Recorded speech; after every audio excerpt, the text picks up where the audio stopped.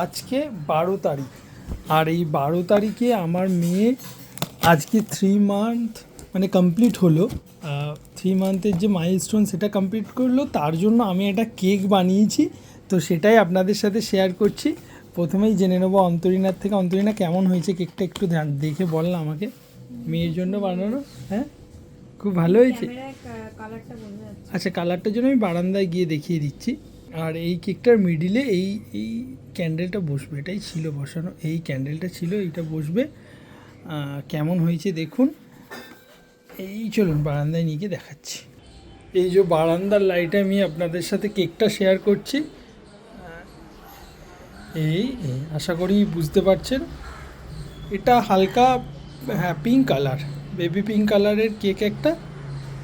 তো এত কেক বানিয়েছি এত সকলের জন্য, প্রিয় মানুষদের জন্য, বাড়ির লোকজনেদের জন্য, কিন্তু এই কেকটা একটা আলাদা রকমই একটা ইমোশান, একটা অ্যাটাচমেন্ট জড়িয়ে আছে।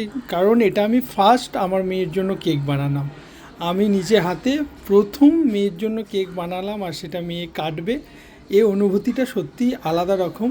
এটা সব বাবারাই বোঝেন, বাবাদের হৃদয়ে মেয়েদের জায়গাটা কতটা, বা সন্তানের জায়গাটা কতটা, সেটা আমি উপলব্ধি করেছি বাবা হবার পর। তো এই ছিল। আর মেয়ে এখন ঘুমাচ্ছে। মেয়ে ভীষণ মুডি, মানে ও ঘুমাচ্ছে, ওকে যদি জোর জবরদস্তি তুলে এখন কেক কাটিং করি তাহলে আবার সে কান্নাকাটি শুরু করবে। তো তার ঘুম ভাঙলে, তার মুড হলে সেই সময় করে কেকটা কাটা হবে।